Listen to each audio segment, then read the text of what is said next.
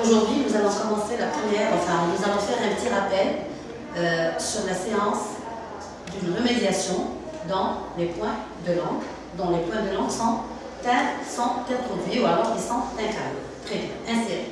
Bien, alors on va commencer par poser une petite question dans ce rappel. Alors, quelles sont les caractéristiques d'un texte objectif? Les caractéristiques d'un texte objectif. Je vais écrire la question pour qu'elle soit encore plus claire. Quelles sont les caractéristiques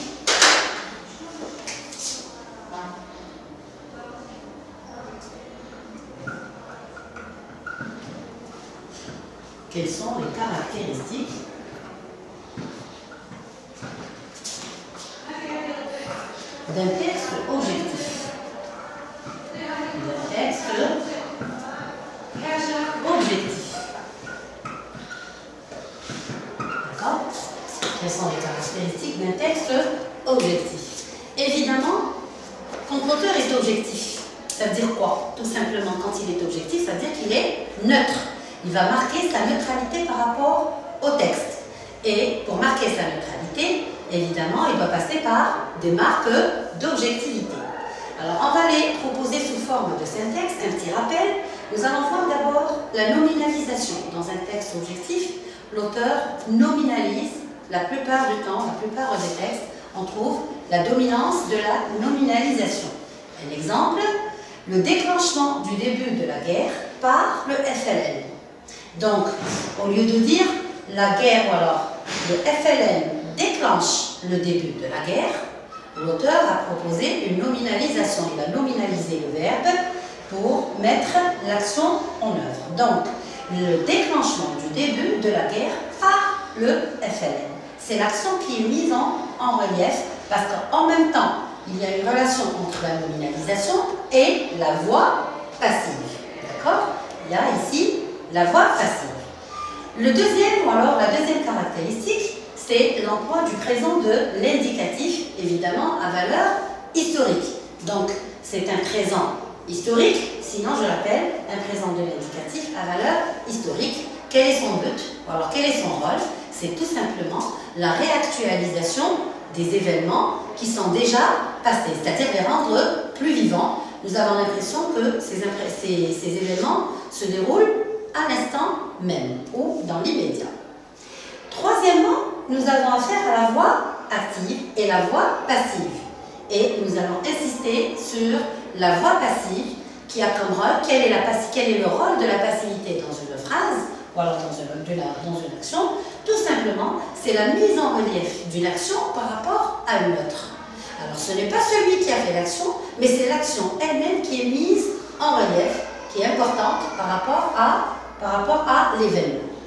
Maintenant, quand on parle des marques de l'objectivité, en général, quelles sont les marques d'objectivité utilisées dans l'auteur pour qu'il paraisse neutre, pour qu'il s'efface par rapport à l'énoncé? Donc l'auteur va utiliser la phrase déclarative. Ensuite, il nous propose dans son texte la tournure impersonnelle et dans cette tournure impersonnelle, nous allons intégrer le pronom indéfini « on » qui fait partie de cette tournure impersonnelle. L'auteur utilise « on » parce c'est un pronom qui est indéfini, il n'est pas connu. Quand je propose le pronom « on », ça peut être une seule personne, deux, trois, plusieurs, ou alors on ne sait pas qui sont ces personnes. Donc l'auteur utilise la tournure impersonnelle. Très bien. Alors maintenant je repasse maintenant, je vais insister sur la nominalisation, d'accord, par rapport dans un texte plutôt objectif. Le déclenchement, ça c'est un mot, ça vient du verbe déclencher. C'est un verbe du premier groupe. Je n'ai pas le droit de dire la déclenchation ou le déclenchage, mais je dois dire le déclenchement. C'est un nom qui se termine par ement. Évidemment, vous avez des noms qui sont écrits au féminin, comme par exemple le verbe, je vais prendre le verbe former. Je ne peux pas dire le formement, mais je vais dire la formation. D'accord? La formation. C'est pour cela que je vais proposer deux petites activités de rappel, d'accord, dans la phase de sensibilisation et de rappel. On va parler un petit peu, nous allons nominaliser quelques verbes et après, nous allons travailler une phrase à la voix passive mais on doit toucher au temps qui existe dans la phrase. C'est-à-dire, nous allons parler du verbe qui sera conjugué au présent, au futur, à l'imparfait, au passé simple et au conditionnel présent. C'est-à-dire, ce sont des temps qui peuvent être proposés le jour de l'examen. Bien, alors on commence. On commence par l'activité numéro 1. Donc on était en train de travailler, nous allons commencer à faire la première activité. Nous allons travailler la nominalisation. Donc voici une série de verbes. Je vous ai demandé de les nominaliser. Alors nous allons faire le travail. Maintenant j'ai proposé un verbe du troisième groupe. C'est le verbe accroître. Le verbe accroître. Alors je vais donner son nom, c'est l'accroissement. C'est, pardon, l'accroissement. Bien. Vous avez le verbe manifester. Le verbe manifester. Évidemment, quand on manifeste, c'est-à-dire on fait des manifestations. Là, c'est un nom féminin qui se termine par ation. La manifestation. Voilà, ça se termine par ation. Maintenant, je vais prendre un troisième verbe et qui est aussi au troisième groupe. C'est le verbe détruire. Donc, qu'est-ce que je vais dire? C'est un verbe, évidemment, qui va être nominalisé au féminin. Et je vais dire la destruction. La destruction. Voilà, c'est un nom féminin. Maintenant, je vais passer au verbe fusiller. D'accord? Le verbe fusiller que vous rencontrez souvent dans un texte historique, le moment de la guerre, ça vient du nom la fusillade, un nom féminin qui se termine par ade. La fusillade. D'accord? Très bien. Maintenant, je vais travailler un verbe du premier groupe qui se termine par IR. C'est le verbe procéder. Alors, je ne vais pas dire le procédement, je ne peux pas dire la procédation, mais je vais dire la procédure. La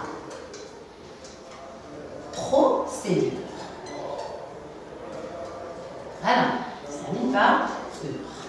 Maintenant, je vais passer à un autre verbe du premier groupe aussi, c'est le verbe activer. Alors, je ne vais pas dire l'activation, je ne vais pas dire l'activement, mais je dirais une activité ou l'activité avec le L apostrophe.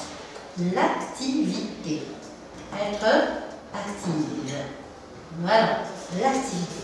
Et enfin, le verbe ouvrir, je dirais l'ouverture. Avec le L apostrophe, l'ouverture. Voilà la série de verbes qui sont devenus des noms. J'ai nominalisé les verbes. C'est clair? Très bien. Donc la nominalisation est une caractéristique d'un texte objectif où l'auteur veut se montrer neutre. Il s'efface par rapport à son énoncé en utilisant ces marques d'objectivité et il insiste sur la nominalisation et la passivité. Alors maintenant, on va passer à l'activité numéro 2, évidemment la dernière dans la remédiation. On va parler de la voix passive. Donc j'ai proposé la question numéro 1, transformer l'énoncé ci-dessous à la voix passive. Transformer l'énoncé ci-dessous à la voix passive. Donc je vais proposer une phrase, mais je vais proposer la même phrase avec les tons qui nous concernent. Alors on va prendre par exemple la colonisation. La colonisation entraîne l'intrusion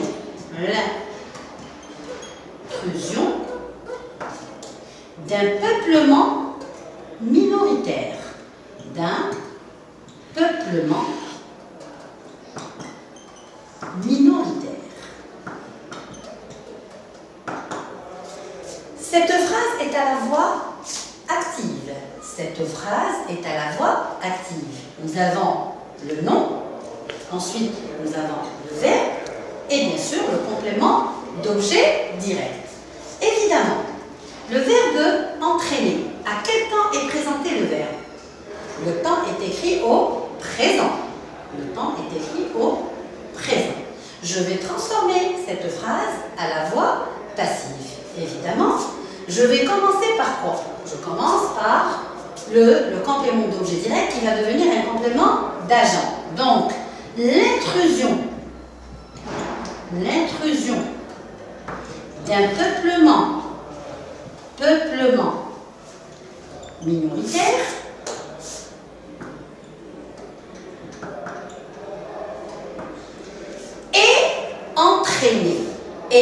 entraîner l'auxiliaire être plus le participe passif. Dans la voix passive, on ne trouve que l'auxiliaire être avec le participe passif. Donc, entraîner. Alors, est-ce que je dois écrire entraîner avec ou alors avec Là, on va se référer au nom. Vous avez ici l'intrusion. Est-ce qu'on dit une intrusion ou une intrusion? Alors là, c'est une intrusion, c'est un nom féminin. C'est un nom féminin. Donc, qu'est-ce que je vais mettre ici? Je vais mettre avec l'auxiliaire être le participe passé au présent. Et donc, ça va me donner Une intrusion d'un peuplement minoritaire est entraînée, évidemment, par la préposition par la colonisation. Par la colonisation. Cette phrase est devenue passive. Elle était active, maintenant elle est passive. On n'a pas changé de temps. Le temps reste tel qu'il est, sauf que nous allons prendre l'auxiliaire être et évidemment plus le participe passé. Bien, ça nous donne et entraîner à la voix passive. Maintenant, je travaille la même phrase et je vais changer le temps du verbe. Si on nous dit, par exemple, la colonisation entraîna, à quel temps est le verbe? Regardez ici. J'efface la première partie. Alors, si j'avais dit l'intrusion, la même phrase, plutôt la colonisation entraîna, je garde la même phrase, mais au passé simple. Vous avez le verbe entraînant. Entraîna. La même phrase avec le verbe entraîna qui est au passé simple.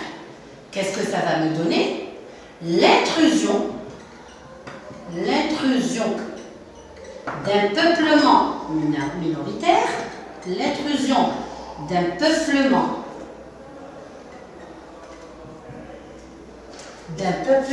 minoritaire, oui, d'un peuplement minoritaire, fut entraîné. C'est l'auxiliaire être au passé simple plus le participe passé. Ça me donne fut entraîné. Évidemment, c'est toujours le féminin, donc ça va me donner et. Fut entraîné au passé simple. C'est bon? Donc, la colonisation au présent entraîne, elle devient et entraînée. Au passé simple, fut entraîné, puisqu'on nous a donné le verbe entraînant. Et maintenant, je vais vous proposer la même phrase avec l'imparfait. Alors, qu'est-ce qu'on va dire? La colonisation entraînée a été, oui, la colonisation entraînée l'intrusion d'un peuplement minoritaire. Donc maintenant, nous allons prendre le verbe à l'imparfait. Entraîner. A-I-T. Qu'est-ce que ça va me donner? L'intrusion d'un peuplement minoritaire était entraîné. Était entraîné. Et toujours l'auxiliaire être et le participe passé. Donc ici, c'est l'imparfait. Et je n'ai pas le droit de changer le temps. D'accord? Donc, était entraîné par, évidemment, la colonisation. La même chose ici, était entraîné par la colonisation. Alors, maintenant je vais proposer la même phrase au conditionnel présent. Alors, évidemment, c'est quoi le conditionnel présent? C'est le N du haut entre le R du futur plus la terminaison de l'imparfait. Ça me donne R-A-I-S, R-A-I-S, R-A-I-T, R-I-O-N-S, R-I-E-Z et enfin R-A-I-E-N-T. Très bien. Donc, je vais proposer la même phrase, mais avec le verbe qui sera proposé au conditionnel présent. L'intrusion, alors je vais dire la phrase, la colonisation entraînerait, R-A-I-T, l'intrusion d'un peuplement minoritaire. Alors je vais écrire le verbe entraînerait, c'est le temps, c'est le conditionnel présent. Alors qu'est-ce que ça va me donner? Évidemment, la colonisation entraînerait l'intrusion d'un peuplement minoritaire. Donc, qu'est-ce que je vais dire ici? L'intrusion d'un peuplement minoritaire serait, l'auxiliaire être, au conditionnel présent, serait entraîné. Voilà comment j'écris le verbe au conditionnel présent. C'est l'auxiliaire être au conditionnel présent plus le participe passé. Évidemment, c'est toujours le féminin, serait entraîné par la colonisation. Voilà. Maintenant, je vais proposer le dernier temps, sinon l'avant-dernier, la même phrase avec le passé composé. Bien. La colonisation a entraîné l'intrusion d'un peuplement minoritaire. A entraîné. A entraîné. Voilà. Ce temps, ou alors ce verbe, est écrit au passé composé. Voilà. Alors, qu'est-ce que ça va me donner en transformant cette phrase à la voix passive? Je vais dire l'intrusion d'un peuplement minoritaire. L'intrusion d'un peuplement minoritaire a été entraînée. A été entraînée par la colonisation. A été entraînée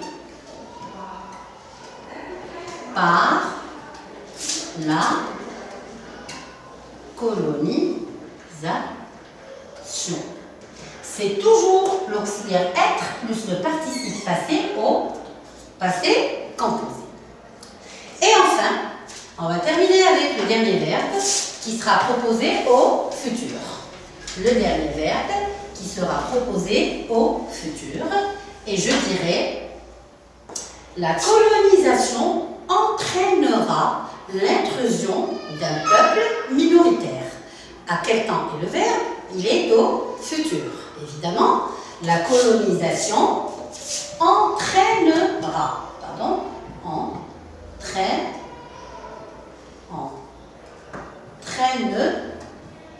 À quel temps est le verbe? Bien sûr, il est au futur. Alors, quand je vais transformer cette phrase à la voix passive, ça va me donner tout simplement l'intrusion d'un peuple. L'intrusion d'un peuple minoritaire, qu'est-ce qu'elle fait? Elle sera entraînée. Sera entraînée, bien sûr, par la colonisation. Par la colonisation. Et là, le verbe est au futur avec, bien sûr, l'auxiliaire être plus le participe passé. Donc, voilà ce que c'est qu'une voix passive par rapport à la voix active. Très bien. Et bien voilà, je pense que le cours a été assimilé. Je souhaite à nos chers bacheliers, Inch'Allah, les candidats au baccalauréat, je vous souhaite tous bonne chance, bon courage, évitez le stress, concentrez-vous sur votre sujet, sur ce qu'on a travaillé dans le programme et Inch'Allah, il n'y aura que de bons résultats. Madame Khildoun, née Kalfat, était avec vous, professeure de français au lycée Ibn Tofayl à Imama, Tlemcen. Eh bien, je vous souhaite bonne chance et soyez les bienvenus au cas où vous avez besoin de nous.